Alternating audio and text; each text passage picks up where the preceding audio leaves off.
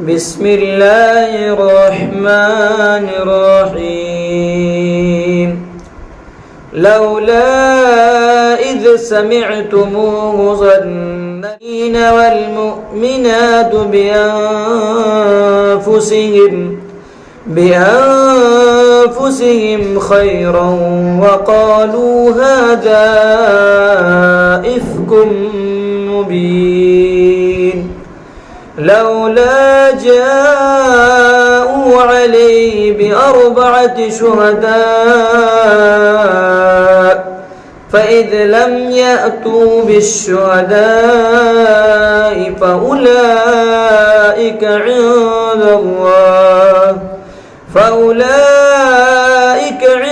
الله هم الكاذبون ولولا فضل الله عليكم ورحمته في الدنيا والآخرة لمسكم فيما أفضتم فيه عذاب عظيم إذ تلقونه بألسنتكم وتقولون بأفواهكم ما ليس لكم به علم وتحسبونه وهو عند الله عظيم ولولا إذ سمعتموه قلتم ما يكون لنا أن نتكلم بهذا سبحانك هذا بهتان عظيم يعظكم الله أن تعودوا لمثله أبدا إن كنتم مؤمنين صدق الله العلي العظيم. آج سورہ نور کی آیت نمبر 11 سے آیت نمبر 18 تک کی تلاوت کی گئی ہے. اس کا ترجمہ سنیے. لولا اذ سمعتموہم، جس وقت تم نے یہ بات سنی کیوں نہیں ظن المؤمنین گمان کیا مومن مرد اور مومن عورتیں بانفسہم خیرا اپنے لیے بہتر. یعنی جب یہ خبر تم کو ملی حضرت عائشہ رضی اللہ تعالیٰ عنہ کے بارے میں تو تم نے کیوں گمان نہیں کیا، بلکہ حضرت عائشہ رضی اللہ تعالیٰ عنہ پاک دامن ہے، ایسی کوئی بات نہیں ہے جیسے یہ لوگ بات کو پھیلا رہے ہیں. وقالوا هذا افک مبین، اور کہہ دیتے یہ تو جھوٹ ہے، کھلی ہوئی تہمت کی بات ہے. لولا جاءوا علیہ باربعۃ شہداء، کیوں نہیں اس پر اب پھٹکار دے رہے ہیں مسلمانوں کو کہ تم یہ بات کیوں نہیں کہے، جب تمہیں یہ خبر ملی فوراً یہ بات بول دیتے. نہیں، بلکہ پاک دامن ہے، ایسی کوئی بات نہیں ہے. بلکہ یہ لوگ جو افواہ اڑا رہے ہیں یہ تو بالکل غلط بات ہے، یہ بالکل جھوٹ بات ہے. یہ کیسے ہو سکتا ہے کہ حضرت عائشہ رضی اللہ تعالیٰ عنہ سے یہ غلطی سرزد ہو جائے؟ یہ ناممکن ہے، یہ نہیں ہو سکتا ہے. پھر دوسری بات کہی جا رہی ہے تو تم جن لوگوں نے آ کر کے تمہیں خبر دی کہ حضرت عائشہ رضی اللہ تعالی عنہ سے یہ کام سرزد ہو گیا ہے تو تم ان سے کہتے باربعۃ شہداء کہ 4 گواہی لاؤ. اگر تم ٹھیک ہو اپنی بات پر صحیح بات کہہ رہے ہو تم گواہی پیش کر دو، بات ثابت ہو جائے گی جو تم کہہ رہے ہو. فَإِذْ لَمْ يَأْتُوا بِالشُّهَدَاء، حالانکہ وہ 4 گواہی تو کیا ایک بھی گواہی نہیں لا پائے. فَأُولَئِكَ عِنْدَ اللَّهِ هُمُ الْكَاذِبُونَ، یہی لوگ ہیں کہ اللہ کے نزدیک جھوٹے ہیں جس کی حقیقت سے کوئی تعلق نہیں ہے. اذ تلقونه بألسنتكم، جس وقت تم اپنی زبان سے اس کو ایک دوسرے سے نقل کر رہے تھے. ہر آدمی ایک دوسرے سے کہہ رہا تھا سنیے نا ایسا سننے میں آ رہا، سنیے نا ایسا سننے میں آ رہا. جب ایک ہی بات کو کئی لوگ اگر ذکر کریں تو انسان کا مزاج یہ، لوگ یہ سمجھتے ہیں کہ اگر یہ بات سچ نہ ہوتی تو سب لوگ اس کا تذکرہ کیوں کر رہے ہیں، تو جن کو شک نہیں کرنا چاہیے تھا کرنے میں آ جاتے ہیں. اذ تلقونه، تم اس بات کو ایک دوسرے سے نقل کر رہے تھے وَتَقُولُونَ بِأَفْوَاهِكُم مَّا لَيْسَ لَكُم بِعِلْمٍ، اور تم جو بات اپنی زبان سے اپنے منہ سے کہہ رہے تھے لَيْسَ لَكُم بِعِلْمٍ، تمہارے پاس اس کی کوئی دلیل نہیں تھی، کوئی علم نہیں تھا، وَتَحْسَبُونَهُ هَيِّنًا، اور تم اس کو معمولی بات سمجھتے تھے۔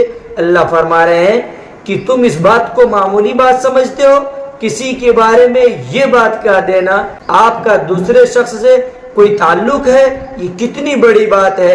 اب آپ غور کیجئے، ایک عام آدمی کے بارے میں اگر کسی عورت کے بارے میں معاشرے اور سماج میں کوئی یہ بول دے کہ آپ کا اس سے کوئی تعلق ہے، تو انسان کتنا غصہ ہو جاتا ہے، کتنا پریشان ہو جاتا ہے اگر اس کا کسی سے کوئی تعلق نہیں ہے۔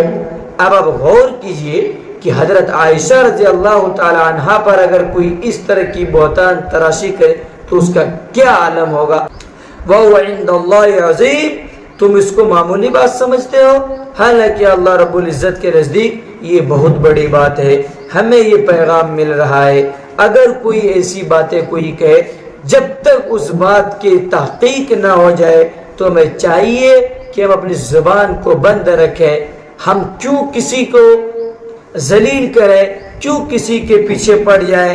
ہمارا کوئی حق نہیں ہے، خدا کا بندہ ہے، خدا اس سے بدلہ لے گا۔ ہم انسانوں کے لیے جائز نہیں ہے ہم کسی سے بدلہ لے لے۔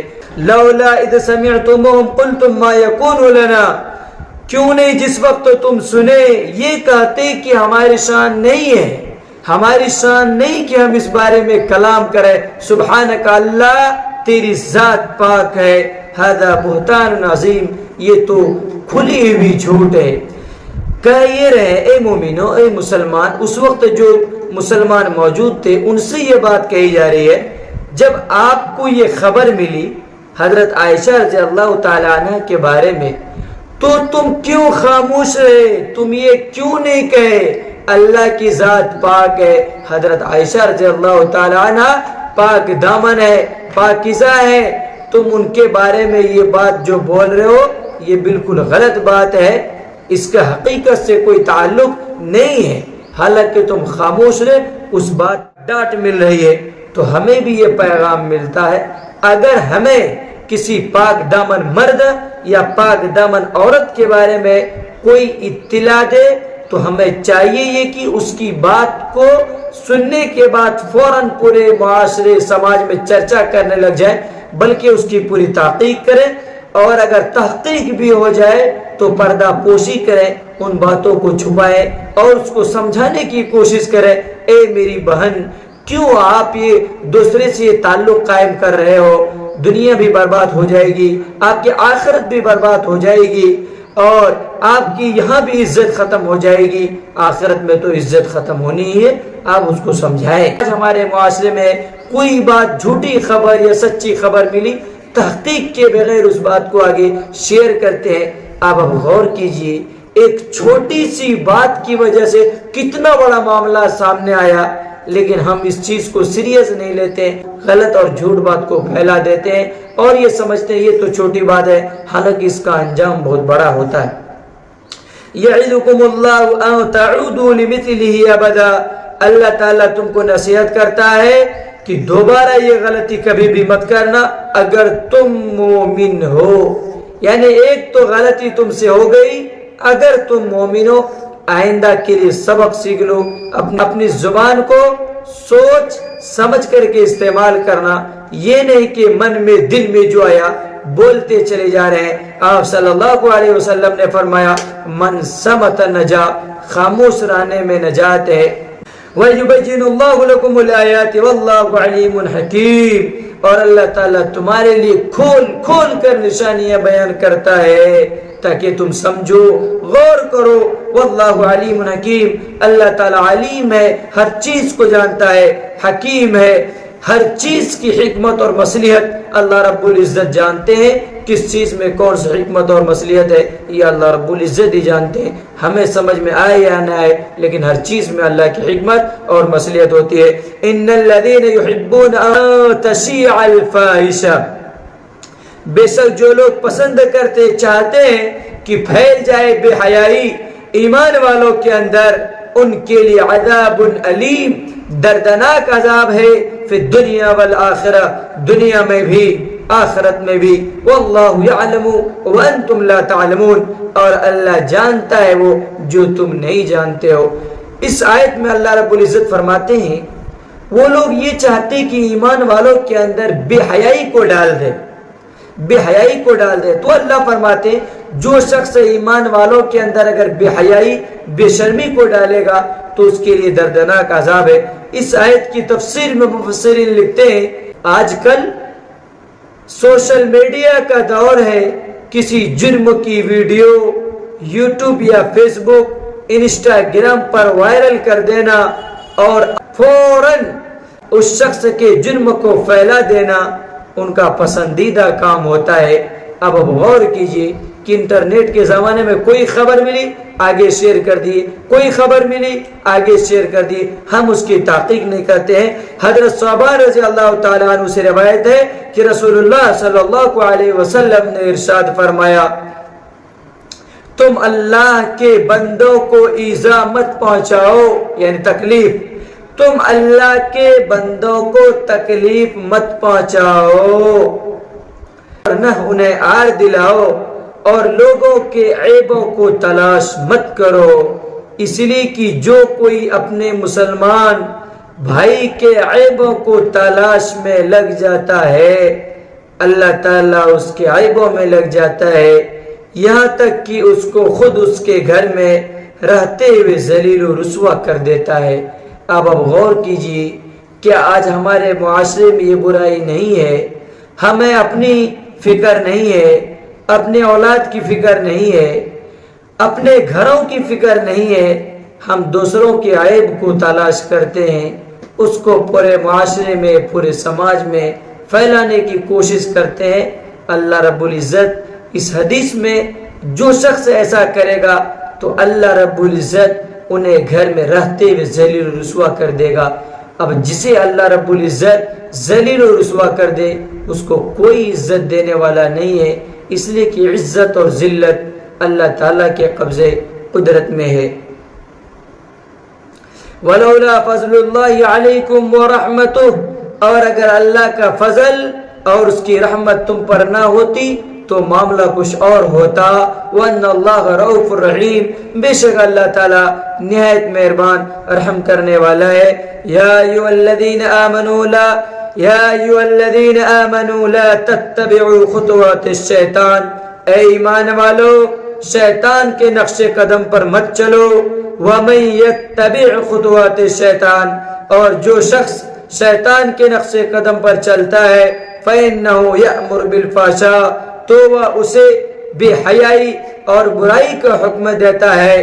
وَلَوْلَا فَضْلُ اللَّهِ عَلَيْكُمْ، اور اگر تم پر اللہ کا فضل اور اس کی رحمت نہ ہوتی، مَا زَكَىٰ مِنْكُمْ مِنْ أَحَدٍ أَبَدًا، تو تم میں سے کوئی بھی کبھی پاکیزہ نہ ہوتا، پاک دامن نہ ہوتا۔ وَلَكِنَّ اللَّهَ يُزَكِّي مَن يَشَاءُ، اور اللہ تعالیٰ پاک دامن کرتا ہے جسے چاہتا ہے۔ وَاللَّهُ سَمِيعٌ عَلِيمٌ، اور اللہ تعالیٰ سننے والے جاننے والے ہیں۔ شیطان کا جو کام ہے وہ بے حیائی اور برائی ہے۔ وہ شیطان کبھی یہ نہیں چاہتا کوئی مرد ہو یا عورت کہ وہ اللہ کی اور رسول کی اطاعت کرے۔ شیطان یہ کہتا ہے دوسروں کی عیب تلاش کرو، شیطان یہ کہتا ہے ابھی زندگی باقی ہے بعد میں نماز پڑھ لینا، شیطان یہ کہتا ہے چلو دوسروں کی برائی کرو، بولنے میں مزہ آ رہا ہے۔ یہ سب شیطان پٹی پڑھاتا ہے۔ شیطان کبھی یہ نہیں چاہے گا کوئی انسان اچھا عمل کہ جو انسان سمجھدار ہے، مرد ہو یا عورت، وہ یہ دیکھتا ہے کہ ہمارے اللہ نے ہمیں کیا حکم دیا ہے، ہمارے نبی نے ہمیں کیا حکم دیا ہے۔ ہمارا رول ماڈل حضرت عائشہ رضی اللہ تعالی عنہا ہے، ہمارا رول ماڈل خدیجۃ الکبریٰ رضی اللہ تعالی عنہا ہے، ہمارا رول ماڈل حضرت فاطمہ رضی اللہ تعالی عنہا ہے، تمام امہات المومنین ہیں۔ اللہ فرما رہے ہیں اگر اللہ کی رحمت اور فضل نہ ہوتا تو تم میں سے کوئی بھی چاہے مرد ہو یا عورت کوئی پاک دامن نہ ہوتا.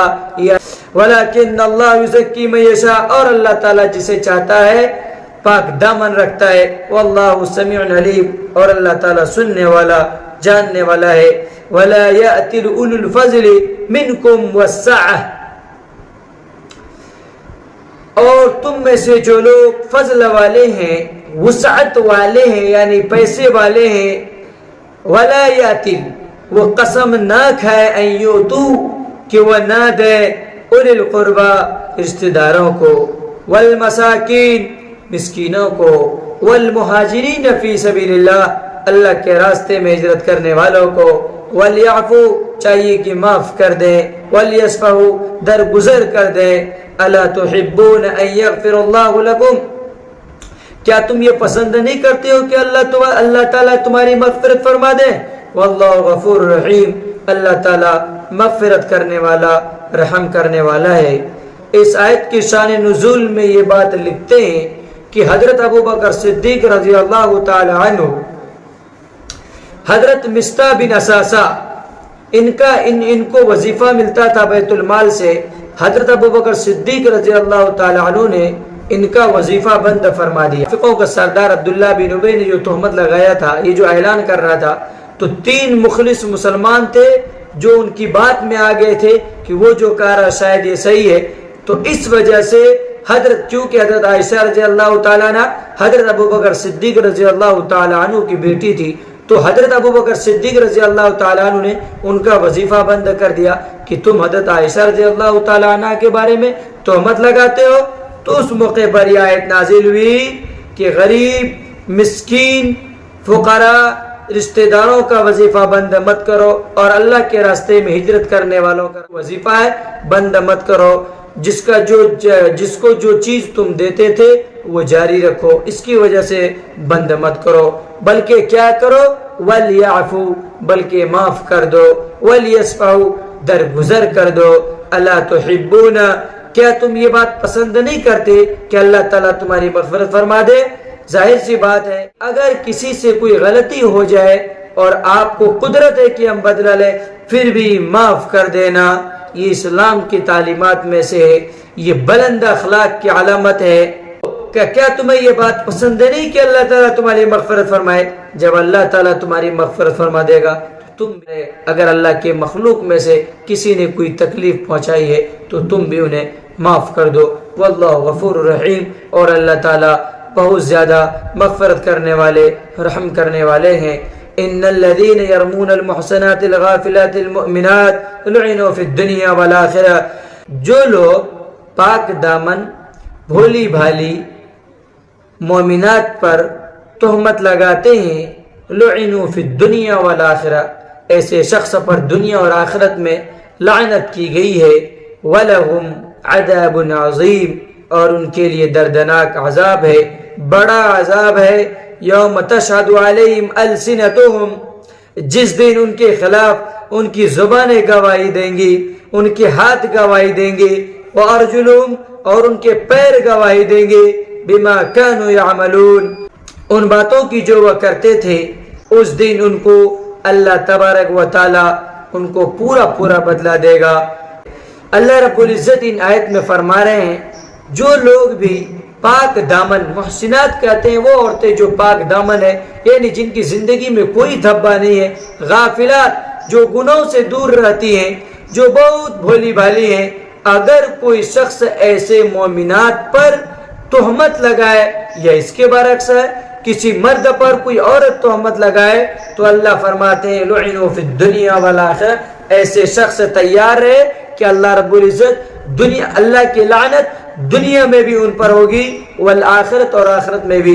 لعنت کہتے ہیں کہ وہ مرد ہو یا عورت، اللہ تعالیٰ کی رحمت سے وہ دور ہو جائے گا، دور ہو جائے گی، اس کی زندگی میں برکت نہیں ہوگی، پھر وہ پریشان رہے گا، اس کے گھر میں برکت نہیں ہوگی، ان کی زندگی نہیں ہوگی، پھر ان کے گھر میں کبھی سکون نہیں ہوگا.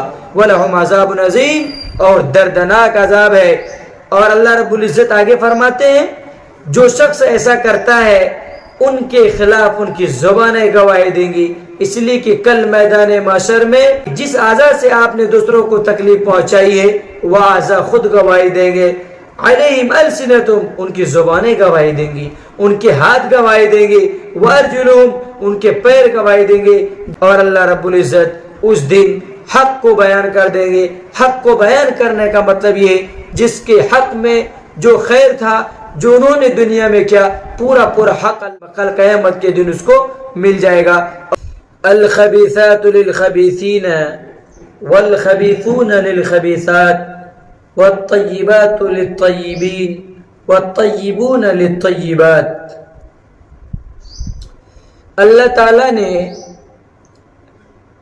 انسانی فطرت اور طبیعت میں یہ بات رکھی ہے کہ پاکیزہ عورتیں پاکیزہ مردوں کی طرف مائل ہوتی ہیں۔ انسان کی فطرت میں ہے، جو عورت پاک دامن ہے وہ پاک دامن مردوں کو پسند کرتی ہے، لائق کرتی ہے، اور جو عورتیں پاک دامن نہیں ہے اس کی طبیعت ایسی ہو جاتی ہے، پھر جو نیک مرد ہوگا اس کو وہ لائق نہیں کرے گی، بلکہ جو بدکار مرد ہے اسی کو لائق اور پسند کرے گی۔ اللہ رب العزت نے اس فطرت کو یہاں بیان فرمایا ہے، الخبیثات للخبیثین، کہ جو بدکار عورت ہے وہ پسند کرے گی، لائق کرے گی ایسے ہی شخص کو، والخبیثون اور جو بدکار مرد ہے وہ بھی جو مائل ہوں گے للخبیثات بدکار عورت کی طرف۔ یا ایھا الذین آمنوا لا تدخلوا بیوتا غیر بیوتکم حتی تستأنسوا وتسلموا علی اہلها ذالکم خیر لکم لعلکم تذکرون۔ یہ آخری آیت ہے، اس کا ترجمہ اور مختصر تشریح کرنے کے بعد انشاءاللہ پھر اگلا ہفتہ۔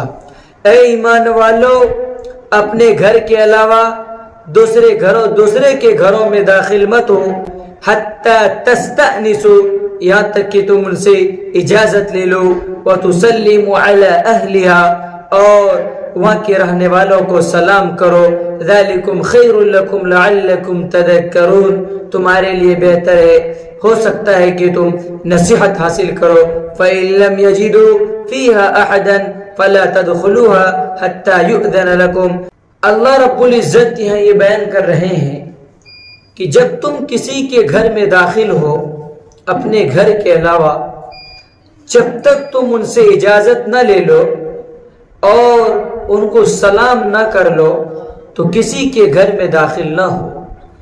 آج کل ہمارے معاشرے میں اس کو گناہ نہیں سمجھا جاتا ہے، بغیر اجازت کے کوئی بھی کسی کے گھر میں چلا جا رہا ہے اور وہ یہ سمجھ رہا ہے یہ گناہ نہیں ہے۔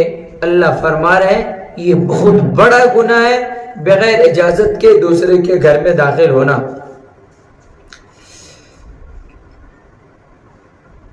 آداب معاشرت کا ایک اہم پہلو ہے، کسی کی ملاقات کو جاؤ تو پہلے اجازت لو، بغیر اجازت کسی کے گھر میں داخل نہ ہو۔ مسئلہ نمبر 1 کہ ان آیات میں مرد عورت دونوں مخاطب ہیں، دونوں سے یہ بات کہی جا رہی ہے کہ جب تم کسی کے گھر میں داخل ہو پہلے ان سے اجازت لو، سلام کرو، اس کے بعد گھر میں انٹری کرو، مرد عورت دونوں کے لیے۔ حضرت ام ایاس فرماتی ہیں ہم 4 عورتیں اکثر حضرت عائشہ رضی اللہ تعالی عنہ کے پاس جایا کرتی تھیں اور گھر میں جانے سے پہلے ان سے اجازت لیتی تھی، جب وہ اجازت دیتی تو اندر جاتی تھی۔ اب غور کیجیے آج ہمارے معاشرے میں کیا ہے، ہم یہ بولتے ہیں عورت ہی تو عورت سے ملنے جا رہی ہے، اجازت کی کیا ضرورت ہے، عورت سے ملے تب بھی اجازت ضروری ہے۔ مسئلہ نمبر 2، اس آیت کے عموم سے معلوم ہوا کہ اجازت کا حکم مرد عورت سب کے لیے یکساں ہے، سب مرد ہو یا عورت ہر ایک کے لیے حکم برابر ہے۔ عورت کسی عورت کے پاس جائے یا مرد کے پاس جائے، سب کو اجازت واجب ہے۔ مرد کے پاس جائے، عورت کے پاس جائے، ہر ایک سے اجازت لینا ضروری ہے۔ اسی طرح ایک شخص اگر اپنی ماں اور بہن یا دوسری محرم عورتوں کے پاس جائے سب کو اجازت لینا واجب ہے۔ امام مالک رحمۃ اللہ علیہ نے موطا میں عطا بن یسار رحمۃ اللہ علیہ سے روایت کیا ہے، ایک شخص نے رسول اللہ صلی اللہ علیہ وسلم سے پوچھا کیا میں اپنی والدہ کے پاس جاتے وقت بھی اجازت طلب کروں؟ آپ صلی اللہ علیہ وسلم نے فرمایا ہاں اجازت طلب کرو۔ اس شخص نے کہا یا رسول اللہ میں تو اپنی والدہ ہی کے گھر میں رہتا ہوں۔ آپ صلی اللہ علیہ وسلم نے فرمایا پھر بھی اجازت لیے بغیر گھر میں نہ جاؤ۔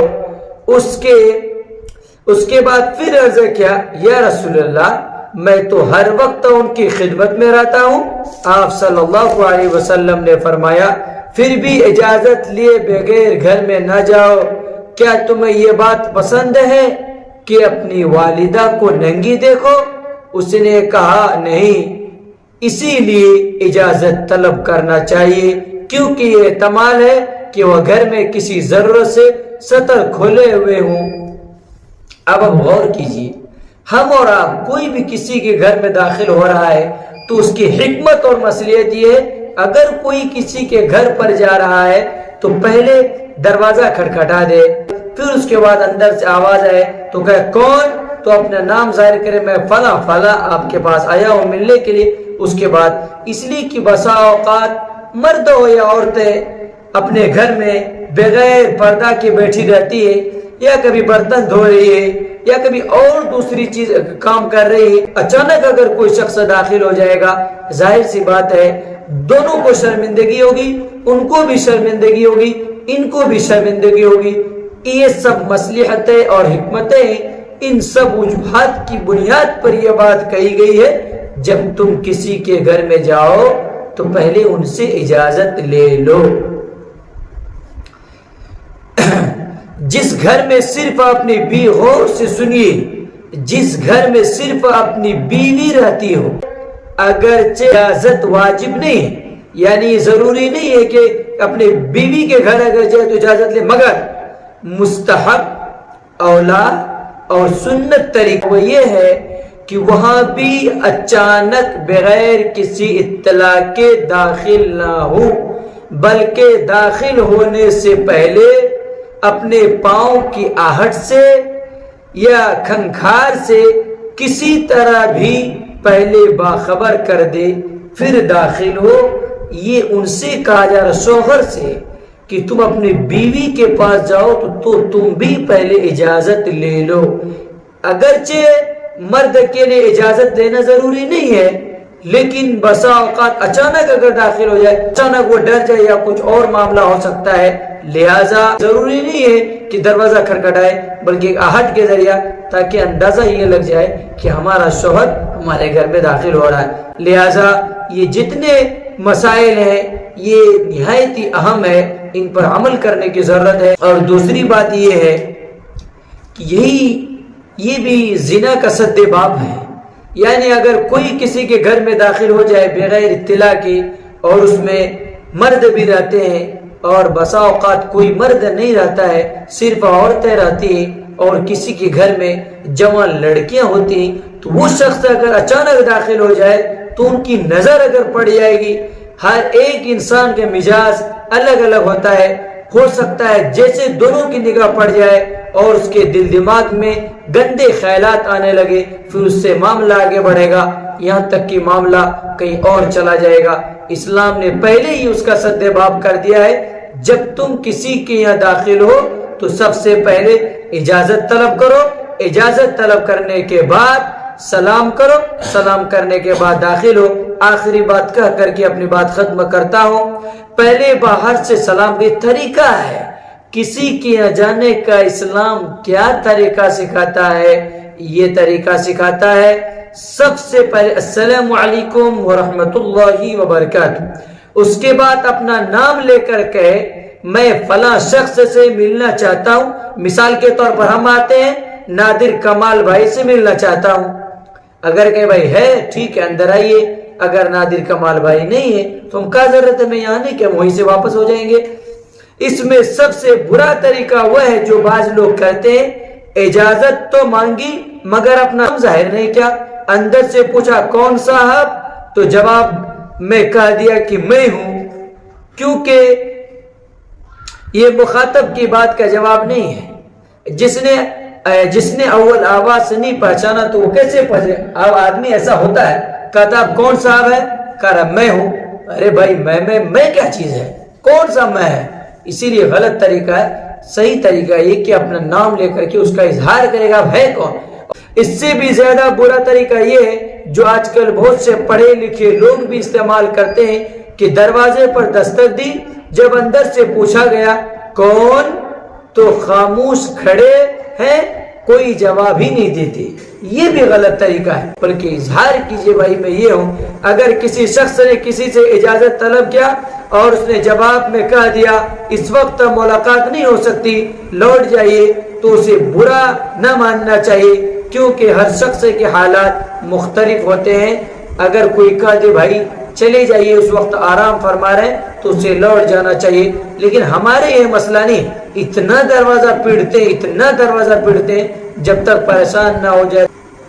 لہٰذا یہ جتنے احکامات ہیں، کسی کے گھر اگر ہم جائیں ملنے کے لیے تو اسلام ہمیں کون سا طریقہ بتا رہا ہے، تو یہ طریقے کچھ باقی رہ گئے ہیں، انشاءاللہ پوری تفصیل کے ساتھ یہ بات آئے گی۔ اسلامی طریقہ کیا ہے اسے ہمیں سمجھنا ہے، اور سمجھ کر کے خود بھی اس پر عمل کرنا ہے، اور اپنے ماتحت جو لوگ ہیں ان کی بھی تربیت ایسی کرنی ہے، اپنے بچوں کی تربیت کرنی۔ بیٹے کسی کے گھر پہ جاؤ تو یہ طریقہ سیکھ لو، ایسے داخل ہونا، وہ لوگ بھی سوچیں گے ماشاءاللہ ان کی ماں نے ان کی تربیت کیسی کی ہے۔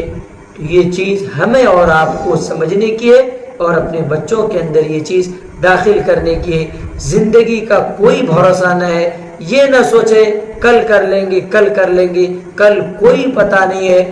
ہزاروں لوگ، کروڑوں لوگ یہ سوچ کر کے سوتے ہیں کل جگیں گے تو فلاں جگہ جائیں گے، فلاں کام کریں گے، لیکن یہ سونا آخری سونا ہوتا ہے، اس کے بعد دوبارہ نہیں جگتا، پھر وہی جگے گا قبر میں جا کر کے۔ اسی لیے ہمیں دعا کرنی چاہیے، جتنی بھی زندگی ملی ہے اللہ تعالیٰ نیک کام کرنے کی توفیق عطا فرمائے۔ چراغوں سے نہ پوچھو باقی تیل کتنا ہے، نہ ہی سانسوں سے پوچھو باقی کھیل کتنا ہے۔ اگر پوچھنا ہے تو قبر میں سوئے ہوئے انسانوں سے پوچھو، اگر عمل زندگی میں ہو تو قبر میں چین کتنا ہے۔ قبر میں چین اسی کو ہوگا جن کی زندگی میں جتنا عمل ہوگا۔ اگر کسی کے پاس کوئی سوال ہو تو وہ پرچی بھیج دیجئے۔